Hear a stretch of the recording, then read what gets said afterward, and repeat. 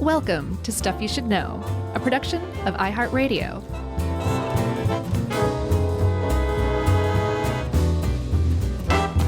Hey, and welcome to the podcast. I'm Josh, and there's Chuck, and it's just us again.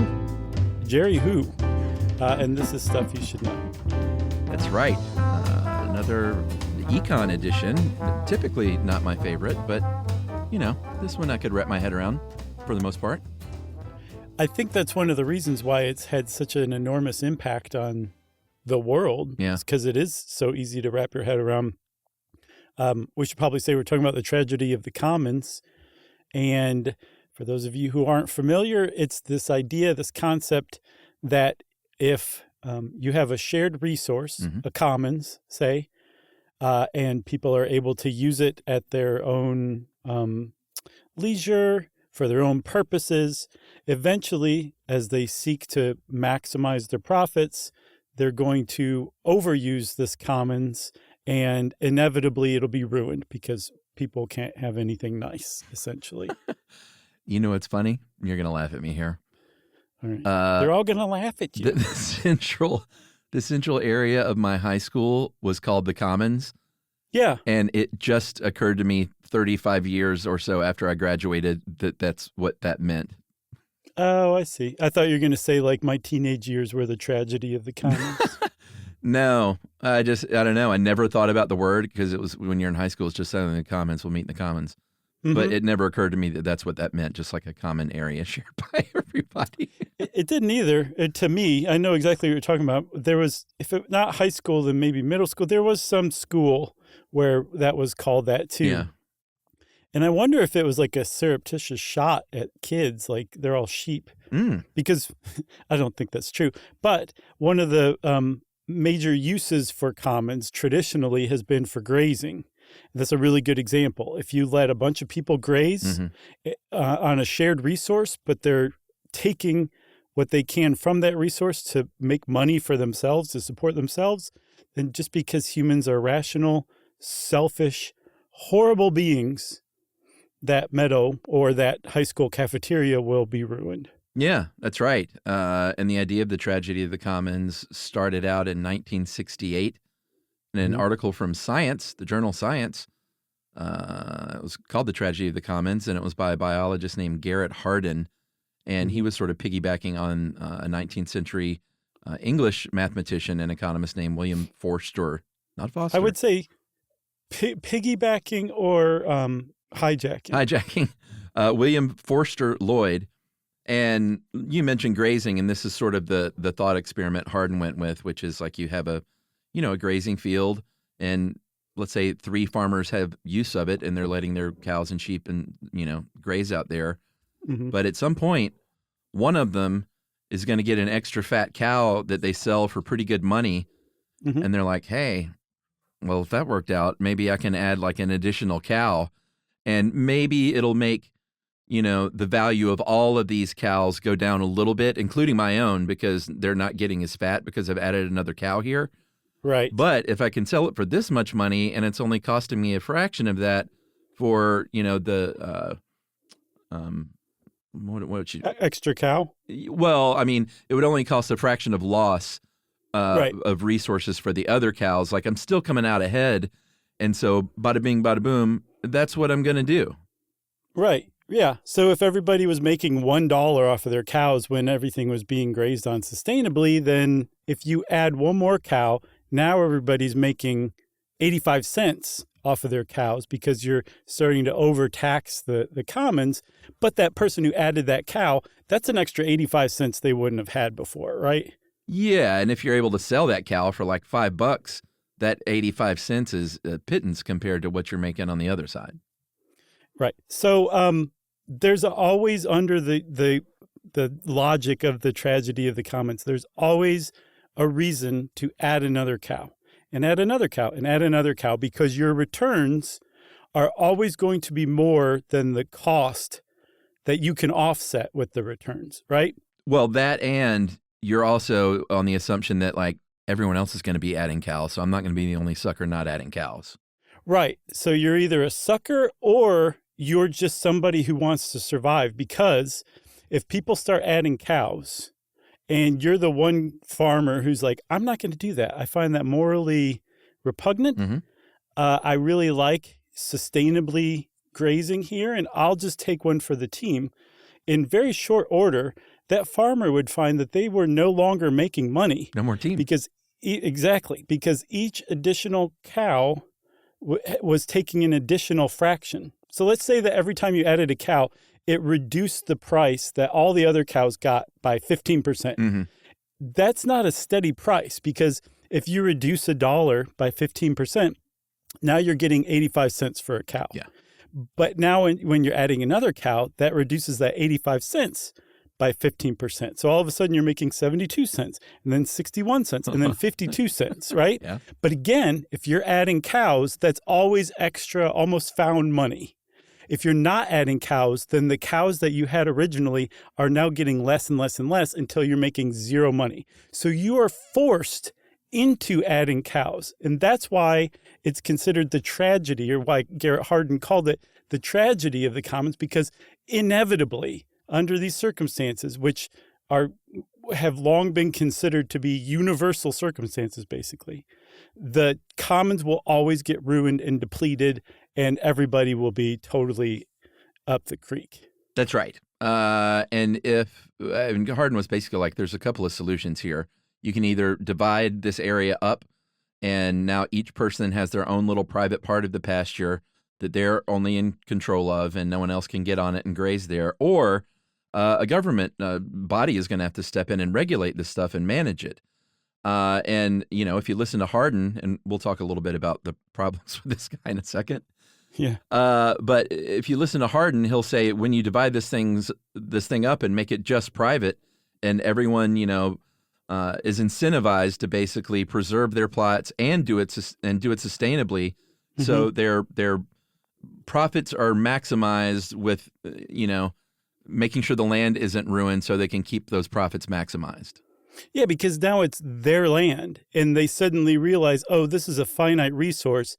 If I start to degrade this land, it's only coming out of my profits, because the other farmer's land is not degraded.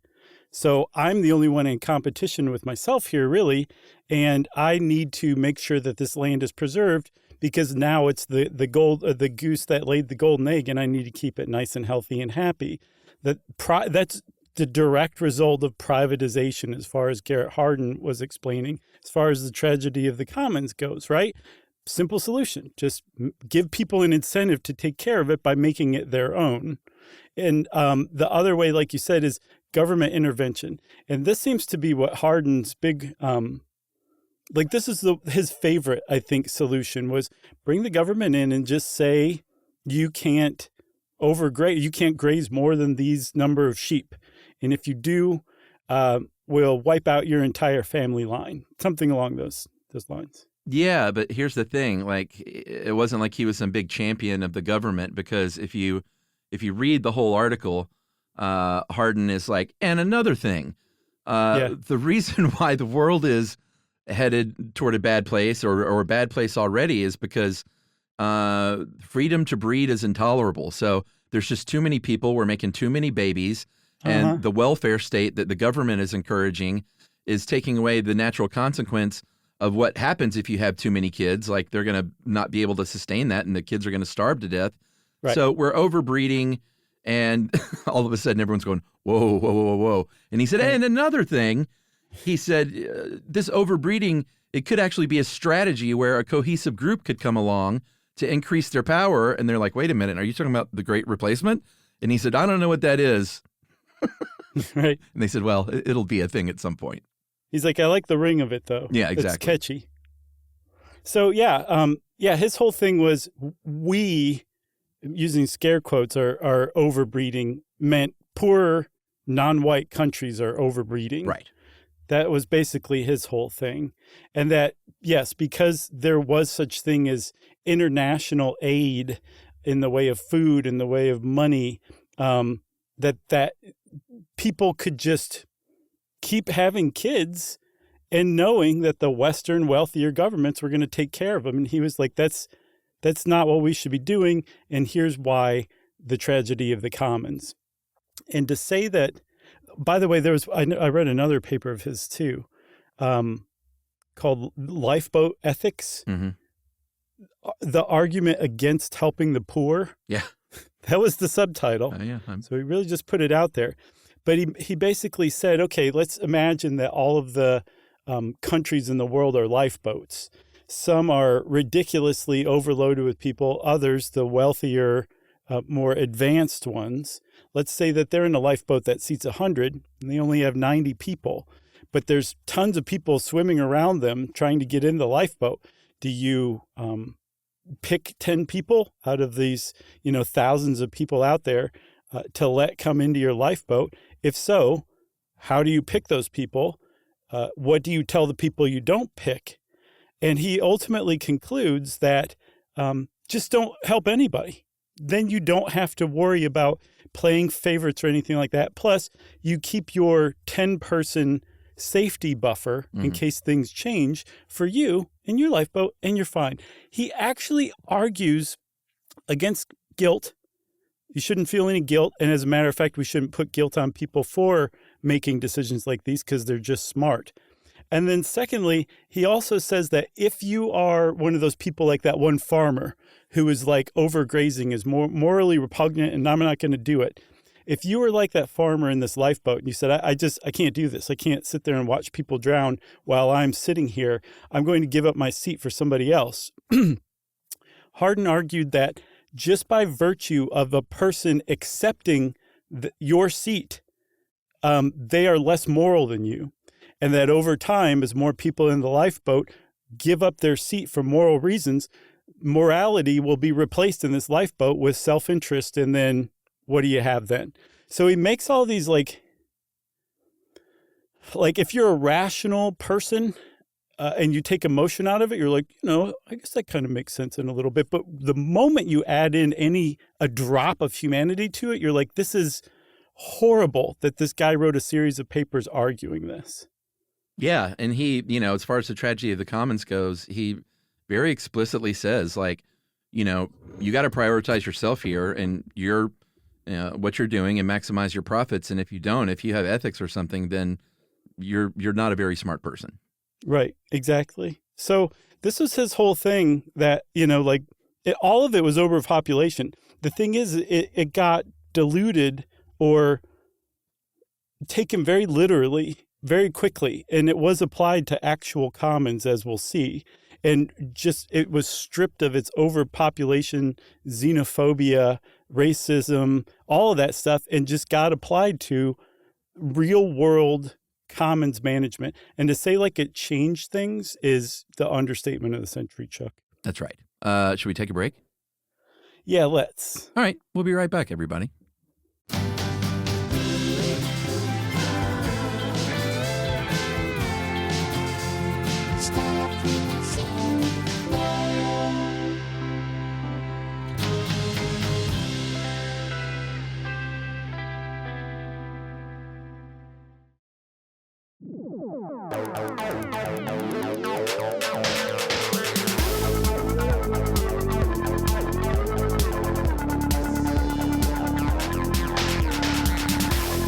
Okay, so the tragedy of the commons became the dominant way of looking at the world among Western nations because it did two things. It said that you can solve this problem. Everyone is going to have. Anytime you have a shared resource, people are going to deplete it. That's what it said, no matter where you are in the world, no matter who you are. But we want to save these shared resources because this paper came out at about the same time that environmental consciousness came up. So it was perfect timing for that. But it also said, just privatize, buddy. And at that time, neoliberalism was on the rise. And they're like, yes, privatize. Take all these government-run things and put them in the hands of corporations and we'll all be better off.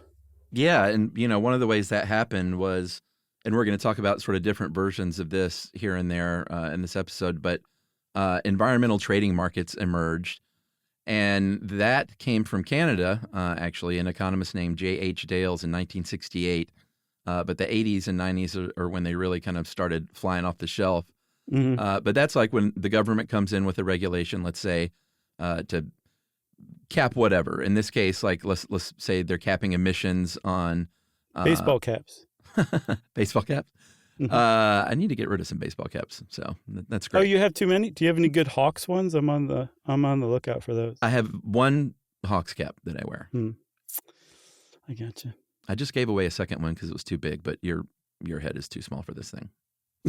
It is a really tiny head. I'm like that one Safari Hunter in Beetlejuice. Do you know what your hat size is? Like 0.6? 0.6? Okay, that's good. So let's say it's fisheries, because we're going to talk about fisheries a lot. So, Yeah, you that's know, a big the one. government will come in and say, hey, you're overfishing, so we're going to cap how many fish you can harvest or make it a certain size in a certain area or something like that. And then here's your permit, fishery A, and here's your permit, fishery B and fishery C. And they grant these permits. But, and this is the key to the ETMs, environmental trading markets, the word trade, you can trade as, i.e. buy and sell these permits, which, and this is something that I don't fully understand, or maybe I do understand, and that's the whole point. But if company A is, or let's say it's environmental, like, hey, you're a factory and we're incentivizing you to clean up your pollution, and here's your permit or whatever. If company A does a really good job and does the right thing and comes in like way under the amount of emissions that they're supposed to hit, by simply selling that to company B, who's like, man, we're not too good at that. I mean, is it creating, like, doesn't that kind of defeat the whole purpose? No, it doesn't. And we talked about this in the acid rain episode. Do you remember whatever happened to acid rain, that thing? Oh, yeah. It can work, and it does work. We actually reduced sulfur dioxide emissions that were associated with acid rain so much that acid rain went away. And it was like the ozone layer of like the early 80s, I think in 70s. Like it was a big scary thing, and we took care of it because of cap and trade schemes. So it can work. But how? That's what I don't get. If one company is lowering their output, but another one is increasing theirs because they just bought the other companies, then how is that a net loss? Because of the cap. Because you put the cap at something close to a target that you want to reduce things to. So Like you don't make like some sky-high cap that's more than what you're at now. You make it less, and then maybe a couple of years later, you make it less than that. So those caps, those little shares or whatever, those allowances that they can trade, they get more and more valuable the less and less they represent, because the law is kind of bringing these emissions down further and further. So ultimately, you're rewarding a company by reducing their emissions because they can make money selling that to another company, and that other company is actually technically being punished because they're having to shell out more money than they budgeted for because they're emitting more than they are supposed to. So ultimately, you're penalizing and rewarding through this cap and trade scheme, but you're also creating an artificial cap. All these companies could just pollute as much as they want, but this government is saying, no, you actually can't. Here's your level. Here it is divided among the 10 companies. Go to town. But does that make sense? Well, yeah. The thing I still don't get though is the company that's buying extra emissions, whatever output from the company that's like really good at it, are they allowed to go over the cap? But let's say they have a cap to put out 10 pounds of CO2, right? Yeah. And they know they're putting out 15 that year. Well, this other company that's putting out 5 pounds of CO2 that year, they can sell their other 5 pounds. So no one goes over the cap, the total cap, but different companies can contribute different amounts based on how much of those allowance shares they can purchase or sell. Does that make sense? Yeah, I guess so. I promise it works. It worked for sulfur dioxide. It does work. The problem is it's also like it requires a lot of buy-in from industry or really heavy-handed government regulation. Well, either way, it became a big deal in the 80s. And by the end of the 80s, the World Bank referred to tragedy of the commons as, quote, the dominant paradigm within which social scientists assess natural resource issues. So, I mean, you can't, like, there's a bunch of different policies in a bunch of different areas, so you can't just look at the entire thing as a whole and say, like, well, it's been a huge success. Like, you can pick out something like acid rain and say it was a success in this case. but there's humans involved, so you never can tell. Well, it's not like you never can tell. I guess they can forecast, but there's not just one big blanket like, nope, this is the exact solution. Right, for sure. And it depends on the industry, right? Like you said, acid rain, that was a great success story. Fisheries are another example. If you take a fishery, like you were saying, and you divide up the total catch between companies, those companies can actually go around and buy, huge portions of the other company's shares, right? And so all of a sudden, they're basically one company with all of the rights to catch all of the fish in that fishery because they managed to consolidate the shares over time. And that's a huge problem. That's not at all what you want. Like, yeah, that fishing company is still staying within the total number of fish that can be caught annually, but they ran all the other people out of business. So that's not at all what you want with it. So there's pluses and minuses. It's situational. The thing is the tragedy of the commons has largely been overblown in the idea that you can come out on top just by privatizing things like natural resources has been a lesson learned the hard way. That's just overall, that's not necessarily the best way to do it. And it can really, really harm some groups while enriching others tremendously. Well, yeah. And like in the case of a fishery, like if you're a small fishing crew or something, good luck kind of working your way up and maybe establishing yourself as one of the larger companies, especially if the people that are buying these things up are people that don't live around there, these corporations that don't have necessarily a local interest. And again, while they might be like hitting, staying under the threshold environmentally, it might be working out, but you're consolidating the wealth. Sometimes there's regulations on that where they say you have to be, like on the fishing boat and like Chick-fil-A. If you're going to buy a Chick-fil-A franchise, you got to manage that thing. Exactly right. You want that Chick-fil-A Cadillac. Exactly. But sometimes there aren't regulations like that. And what's been proven over and over, especially with ETMs, if there's a way for a system to be exploited for profit, then a company will come along and do it no matter what. That's basically the neoliberalism T-shirt, what you just said, Yeah, exactly. Here's the thing. If you look at the actual tragedy of the commons, Hardin sort of just conveniently leaves a lot of stuff out. Like he's assuming in this argument that like the people that the farmers that are sharing this grazing spot aren't talking to each other at all about what's going on and saying like, hey, we're ruining this land, by the way. Maybe we should dial it back. Like everybody get rid of 2 cows. And it also assumes that their only interest is to maximize profit and to not care for the land. And that's just not always the case. No, I mean, that's really a tough sell to a neoliberal policymaker. Like they're just like, you're crazy. You're so naive for even thinking that. Of course, their goal is to maximize profits. But what's really cool is we'll see a little later on, real world examples prove that that's not true. They disprove the tragedy of the commons by themselves. It wasn't like, oh, let's set up this crazy, really kind of rickety experiment and see if we can disprove the tragedy of the commons. No, people went out and looked at real world, for example, indigenous treatment of common resources. And they're like, these people have been managing and not depleting these things for thousands of years now because they came up with their own sensible rules that aren't neoliberal in nature. Yeah, for sure. If you look at the original sort of, like it's not just a theoretical thing. If you look at the paper by William Forster, I think it said Forster earlier, not Forrester, Lloyd, that this is the one Hardin, would you say hijacked to begin with? He did. He was talking about actual English commons, which was how it used to work in medieval England was the lord would own all this land, but there were people that lived on it. It wasn't like, hey, this is my private land. No one can be here at first. Yeah. So the people that lived there, they had to graze their animals and fish out of the streams and ponds and things like that.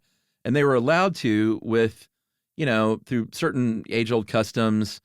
Sometimes the local government would step in and kind of help manage this stuff and limit grazing and things like that. But it wasn't like this set codified system in place all over England. It was just, they had been working it out for centuries like this.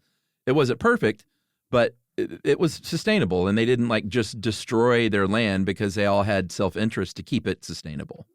Right. And then they were enclosed, and enclosure was this huge, massive, overlooked, world-changing event. Yeah. And we need to do say an episode on the fencing of the commons someday, because it changed the entire mentality. Remember our episode on the Luddites and how they emerged from a world that was it just completely turned everything on its head? Yeah. That's what happened with enclosure when they fenced the commons. It changed everything. And the concept of private property really kind of developed out of that, at least in the West, right? So we'll do a whole separate episode on that. But suffice to say that it seems to be, once the commons were fenced and were no longer a shared resource, that's when the issues started to come up. If you ask Karl Marx, he would have said that this is where we came up with the landless proletariat, the working class, who had to work for wages because they no longer owned anything. Mm-hmm. It created the very, very wealthy class that didn't actually have to do anything, because all they had to do was start renting this private property of theirs to the people who needed to work. It created a whole system of problems. And in fact, some people are like, however you feel about capitalism, you can kind of trace this back to the beginning of capitalism, the fencing of the commons. The irony of all this is that William Forster Lloyd was arguing against Adam Smith's capitalist idea that the invisible hand of the market will always guide things to a good outcome. He created ultimately the tragedy of the commons as a thought experiment to show, no, actually, people aren't guided to this bottom good. Instead, they are going to act in their own self-interest and destroy this stuff. So Hardin actually took it and turned it around as an argument for capitalism, for private enterprise, for privatizing stuff. This argument that was originally used to disprove that. Yeah, and if you were enclosing your own commons or arguing in that favor at the time, you were saying, hey, everything has been chaos up until this point. It's very inefficient, and there's got to be a more organized way to do this. And that was, it wasn't a guise, I guess, but what they were really saying is we want this area. Right. It's ours. Yeah. I mean, let's just oversell the chaos maybe, because it was actually working out okay for many centuries. Yeah. But we're going to just sell it as this chaotic mess that needs to be cleaned up and organized. Right. That's how it's done, it seems like, isn't it, Charles? People come along and create a problem that's not actually there for their own benefit, ultimately. Yeah, I have a friend who, ever since college, he was just one of those guys that while we were just like, whatever, he was about what? About everything, about the world, about politics, about, that period of college where you just kind of check out and all you care about is where you're going that night. All that to say, he was a very smart guy back then, and he used to just say stuff that used to shake all of us to our core about what's coming, about this, that, or the other with the government. And he would always say, but here's how they're going to sell it to you. And that always stuck with me. And he's totally right. They'll sell it to you as this, but then it becomes this. Right. Yeah. That's really interesting. I love stuff like that, about how just massive sweeping changes come from just a change in an idea, a change in perspective. And that's a really great, that's what the tragedy of the commons was. It was an idea. It was a perspective. Garrett Hardin didn't undertake a bunch of different experiments or field studies or anything like that in his paper, which was published in Science, by the way. It was an essay about his own thoughts on something that he presented so reasonably that people who were, again, neoliberals who were in favor of privatizing everything, including common resources, could go to government policymakers and be like, here's how it works. Doesn't that make sense? And the government said, yes, that makes sense. Let's start privatizing everything. And it was just because this guy took this idea and made it approachable. That's it. Yeah. It became fact, even though it was never fact. I just find that fascinating, how something like that can just change the world. Well, I think there were so many people licking their chops. They were like, oh, here's a great opportunity for us to jump on this bandwagon to take more for ourselves. Right. But what if the bandwagon had never been there? Would anyone have figured out how to manipulate things so thoroughly, especially so quickly, too, without this one paper this one biologist wrote? Yeah, someone would have. Yeah, but it would have happened piecemeal, I think. I don't know. It's questionable that it would have happened like it had. Yeah, maybe. Let's take a break. All right, we'll be right back. We're going to contemplate that and come back with the definitive answer right after this.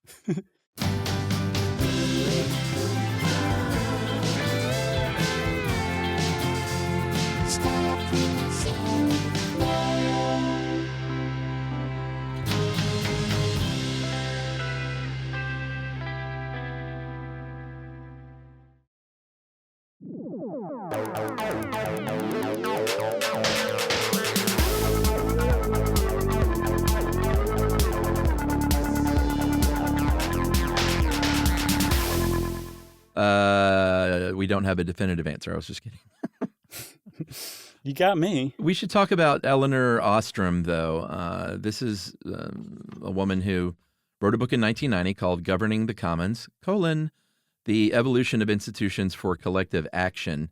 And she's probably like at the top of the list for really bringing this to the upper echelons of the political world worldwide, I guess.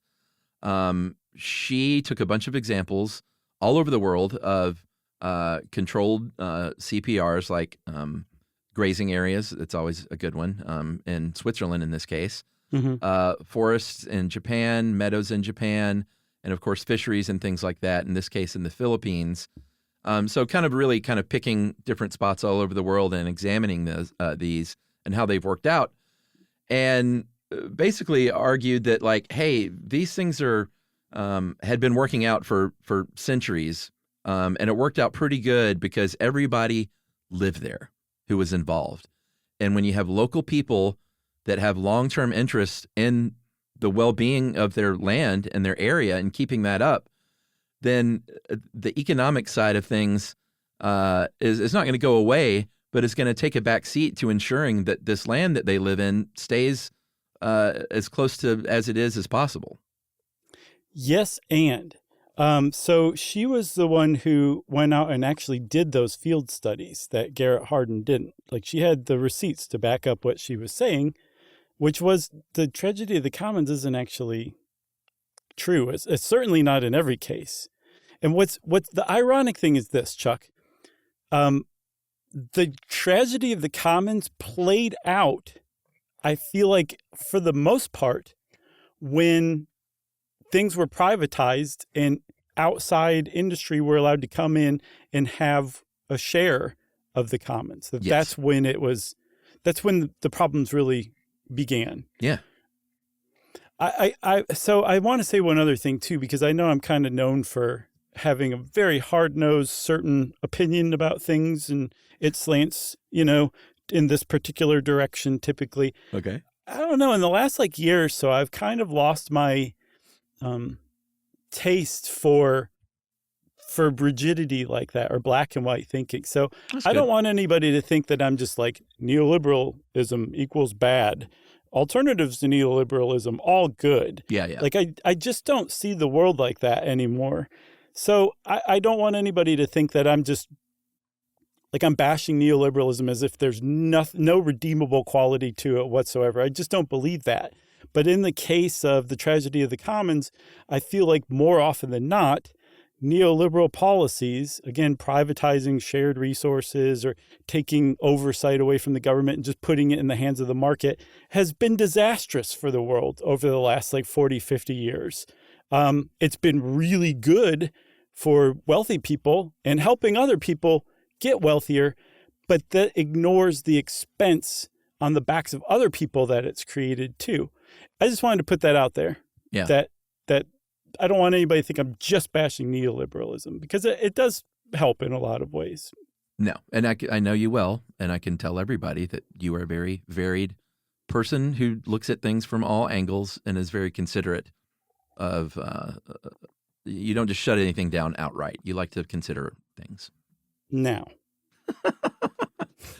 Okay, so back to Ostrom, though. She argues that, hey, This we've shown time and time again. I show in these real world examples in my books, in Japan and in Switzerland and in the Philippines with the fisheries, that this can work, but there's some parameters that have been shown to ensure that it works. And you got to follow these or it's not going to work. And she narrowed it down to 8 principles of like a successful, regulation of a commons, which is clearly defined boundaries. So who can use this area? What is this area? Rules that fit local needs. And this is something we've been kind of hammering on. It's got to be the local parties that come up with these rules. The addition of outside people stepping in, it seems to be when all of the problems start, because their interests are not the same as local interests. Yeah, history kind of tells us that when outside groups come in and start pushing the people who've been using this thing for 1,000 years, pushing them around, it just doesn't go very well, typically, because the outside groups don't necessarily understand this. And as we'll see, that doesn't mean that there shouldn't be the involvement of any outside groups. What Ostrom was saying that she found from these studies is that you have to begin the base, the people who are really laying the groundwork and setting the rules for this. They have to be the people who are actually using this resource. Yeah, for sure. The third one is group decision making. So it's not just a couple of people or a small board deciding these things. Like, get as many people in there as possible, local people. Monitoring, you have to have people monitoring. And, she used her forest land example in Japan was one where she was like, hey, they had locals monitoring the stuff and levying fines. So you've got to know that someone is out there doing this so people, know they're going to be held accountable. And then the next one ties into that. And then when you do that, you got to start out small with these sanctions. It's got to be like a warning first and then a small fine. You can't just come in there with the billy club and say you're out. You've got to encourage people to stick around and like, all right, here's a warning, but you can't keep letting this happen, that kind of thing. I was really curious what the ultimate punishment is for repeat offenders. And the only example I could find was among a group in Bali. And ostracism is what the person ultimately faces. Get out. Which that's bad, yeah, and that's bad enough in like a Western society, Yeah. But also you can make do, Yeah. There's the internet. If you go into a store, the person basically has to take your money for food. In a more traditional culture, ostracism's like you're in big trouble because groups rely on one another for help. And the example they gave was if one of your relatives dies, there's certain rites you have to perform. And if you're ostracized, you have to figure that out all by yourself because the community's not going to show up and help you for these death rites that your ancestors demand of you because that's just tradition. Yeah, for sure. The last 3 of the 8, easy dispute resolution. So just something on the cheap that's pretty informal and not some big drawn out expensive, tribunal or something like that. Yeah, no wigs, no powdered wigs. No powdered wigs at all. You have to have support from authorities, and it may be a local thing, but you've got to have the blessing of a larger government body to, at the very least, not get in there and muck it up themselves and just sort of let you do your thing, but maybe also support. And then finally, building up to a larger system. So again, keep it local, but if it's a system that connects to a larger system, like a creek that connects to a larger watershed, you're going to have to start linking up with other local groups and make it a larger thing. Right. But the point that she made, too, is that works. That's actually scalable, which is good. Because, like you said, a creek is one thing, but it depends on a watershed. And so if you can get together with other people who are managing their own creeks, you can manage the watershed based on the individual common, rules that groups have come up with. And that you can scale that into more modern systems too, right? So like say a city has somehow created a cap on how much emissions that the factories in the cities can create. You can combine that with other cities, and now you're starting to manage a larger part of the atmosphere. And then the state can come in and work with all of those cities, and then the state can work with other states. And all of a sudden now you have regional air quality being controlled from the rules that are based on the actual stakeholders in each individual community. That's right. And didn't she win something for this work? She won the Nobel, which Livia put in parentheses, fake Nobel Prize in Economic Sciences, because that's not one that that was actually organized. I wonder what originally she meant by that. But one of the things that came out of the book, there's a University of Chicago legal scholar named Lee Ann Fennell, who points to that book and says, this is sort of corrects these legal theories that say property is all or nothing. Like you either own it and have total control over it, or you don't. And it's actually possible you can have a common. You can have an area that people share, and the example and still have some autonomy. And the example that Livia gave was like a house. And if you got a family in the house, let's say two people that have coupled up and have children, it's a collective. But generally speaking, unless you live in a terrible house with an authoritarian dictator as the head of the household, or a stepdad that makes you feel stupid, or stepdad that makes you feel dumb, you've got your kid has your room, and you know what, this is your room, you have a right to your room, and you can basically decorate it how you want within reason and do what you want in here, but it's still part of the house, right? And technically, your parents own that room. Yeah. But because of custom and tradition, they probably respect that room as your private space. Yeah. And that's something as a parent I found is super important, because at a certain age, and this has been the last couple of years with Ruby, I'm going to go into my room and shut the door. Yeah. And you're like, no, you're not. Well, I'll open the door because I just like, and it's not in a spy way. I just like peeking in and seeing the fun stuff she's doing. And Emily's like, leave the door shut. She's got to have that autonomy. And I'm like, I know. Good for Emily. Yeah. That's really sweet. When you open the door, do you suddenly open and go, what are you doing? I'll give a little knock now, and she's usually in there drawing pictures of cats and listening to music. Reading Teen Beat. Yeah. Man, do you remember, so was your room your own private sanctuary? Yeah. I mean, Scott and I shared a room until I was, I feel like I was probably 10 or 11. That's the room age right there. Yeah, and that's when we split, but we were upstairs at our house. It was just 2 bedrooms and separated by a joined bathroom. Mm-hmm. And my sweet brother, I was so sad about moving out of his room. At first, he agreed to keep his bathroom door open so I could lay in bed and see through the bathroom to him in his room. Oh, my God. He is such a guy. He'd be the rancher that would be like, I'm not overgrazing. I'll just die.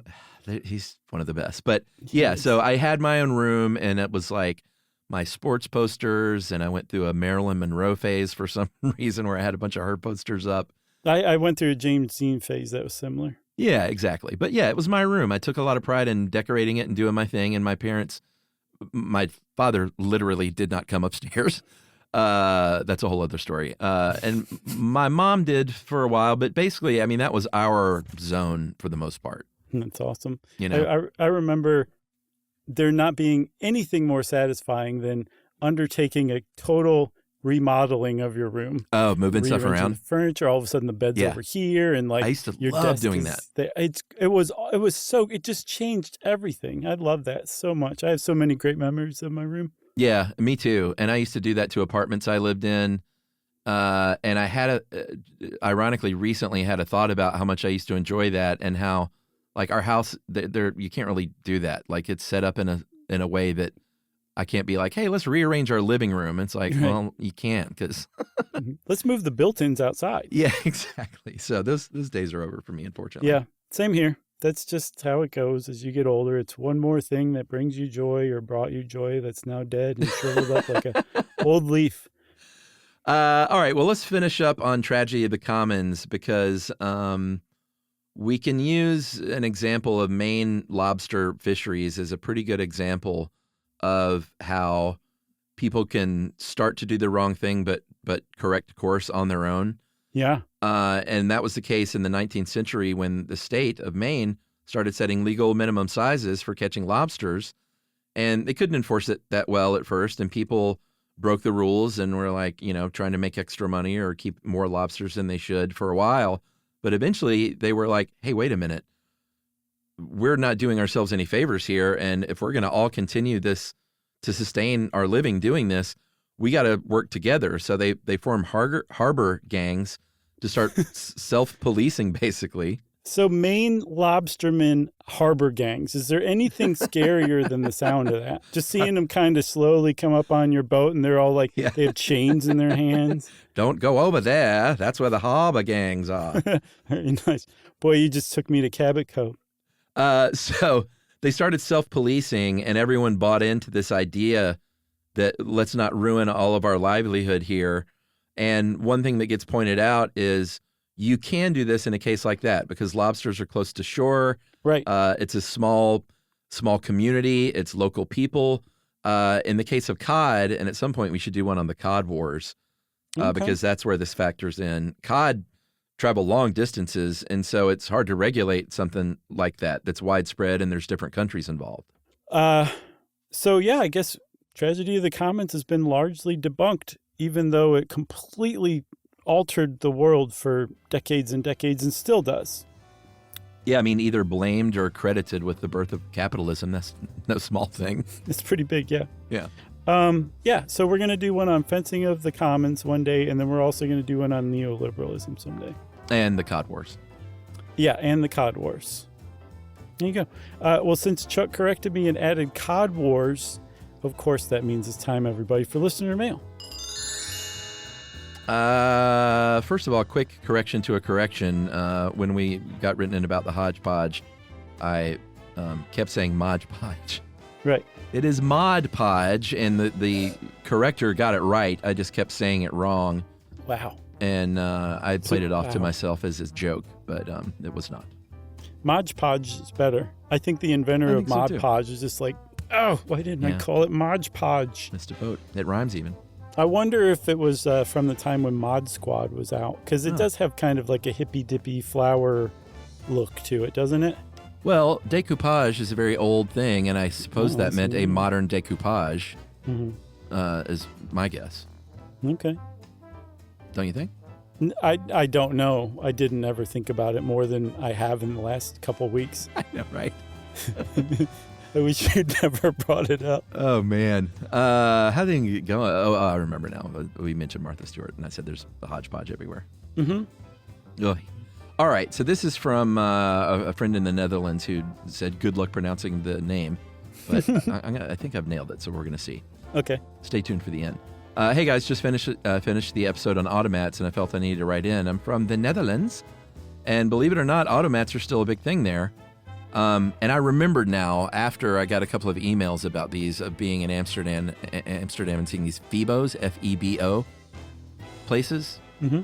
I've not heard of that. Well, it's an automat, basically, except instead of a huge restaurant, it's just like a smallish room. We refer to it as eating out of the wall. These places mostly just serve deep-fried food, but in general is quite fresh. Not sure why they're still so popular, though. Maybe it's because the Dutch aren't really known for their fine dining, as we just want our meals to be efficient and cheap. Nevertheless, if you're ever around, I invite you to take one of our famous croquettes or bitter balls out of the wall, which are especially good after a night of heavy drinking. Love the show. Best regards. And that is from Hes. Nice. Will you spell that for us non-Dutch speakers? At least that's how I was told to say it. It is pronounced, spelled G-I-J-S. Wow. And it said Hes. That is fantastic. That looks like I just brushed up against the keyboard. It really does. Can you pronounce it one more time? What I've got and what I'm sticking with is Hes. That is great. I hope you nailed it, Chuck. I hope so, too. You deserve to. Well, thanks a lot. Hes. The name you're trying to pronounce is Hes. We appreciate the email. Thanks for filling us in. I had no idea about bitter balls and eating from the wall, or out of the wall, in Amsterdam, so thank you. And if you want to be like, the name is Hes, then you can send us an email too. Send it off to stuffpodcast@iheartradio.com. Stuff You Should Know is a production of iHeartRadio. For more podcasts from iHeartRadio, visit the iHeartRadio app, Apple Podcasts, or wherever you listen to your favorite shows.